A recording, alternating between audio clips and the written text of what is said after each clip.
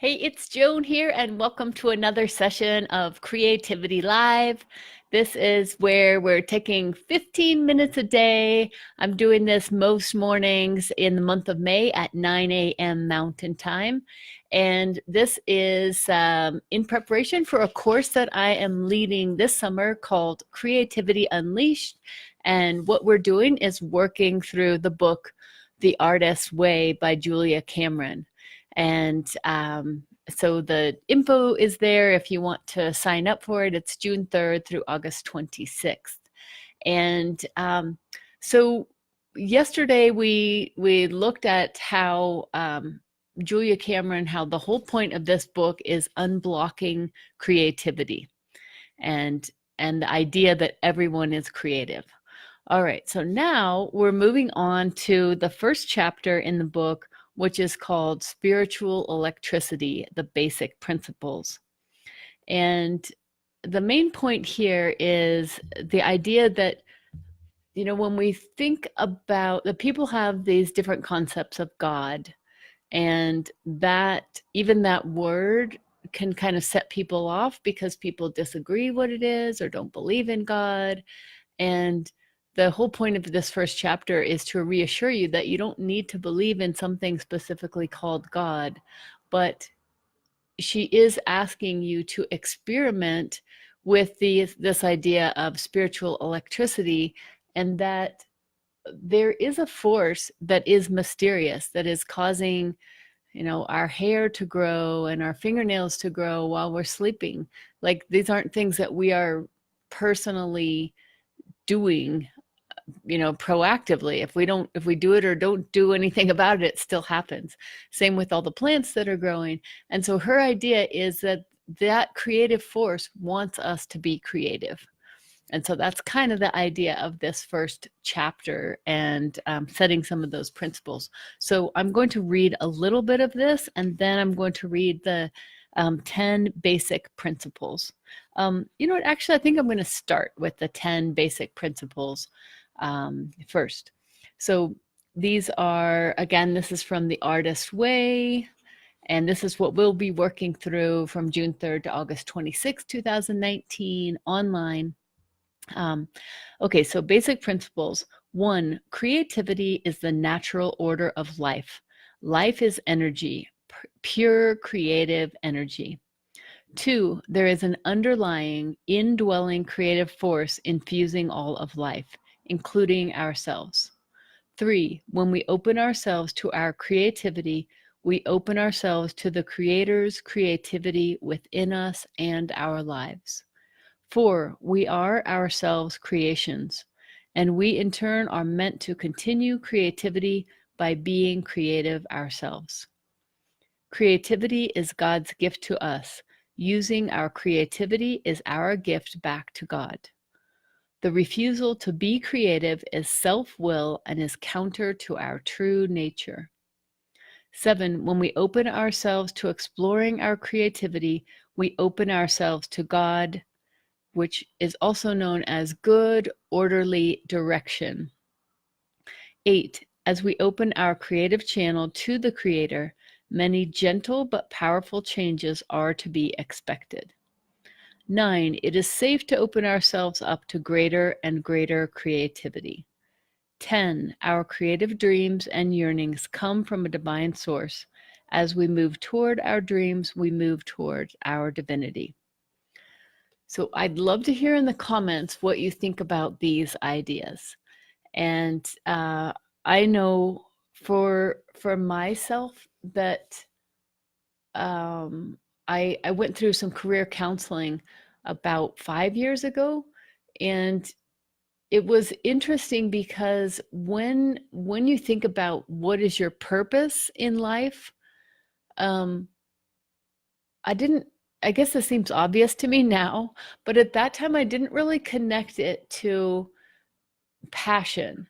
And so that thing that you feel driven to do, whatever that thing, as my understanding now, is whatever those things are that you feel that underlying force to do, that is your purpose.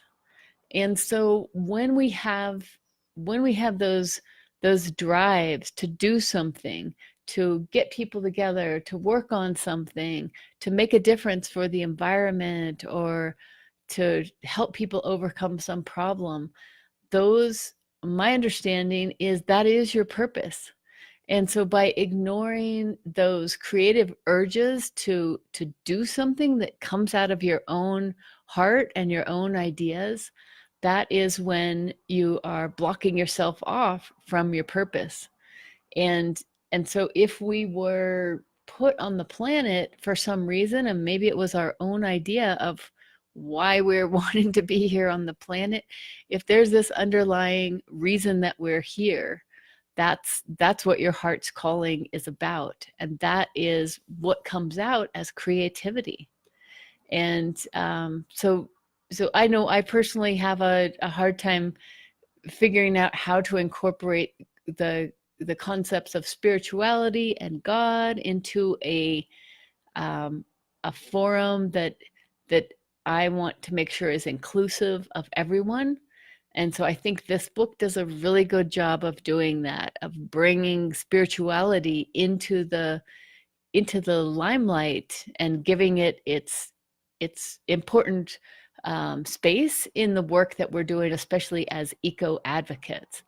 And and I think there's so many things that for us working in the environment, working, looking at this existential crisis and feeling fragile ourselves and not being able to make a big enough impact, um, that it's really important that we're able to enjoy our lives as we are, um, as we're experiencing it right now. And creativity is one of the ways that we can do that. And the other thing is that when we use creativity, we're able to come up with ideas that help people break through and make a bigger impact. So that's the idea today with the basic principles. I love number 6, which is the refusal to be creative is self-will and is counter to our true nature. And I've been noticing this myself, that there's so many things that I've been thinking, oh, I don't have time to learn to draw, or I don't have time for painting or to work on this project.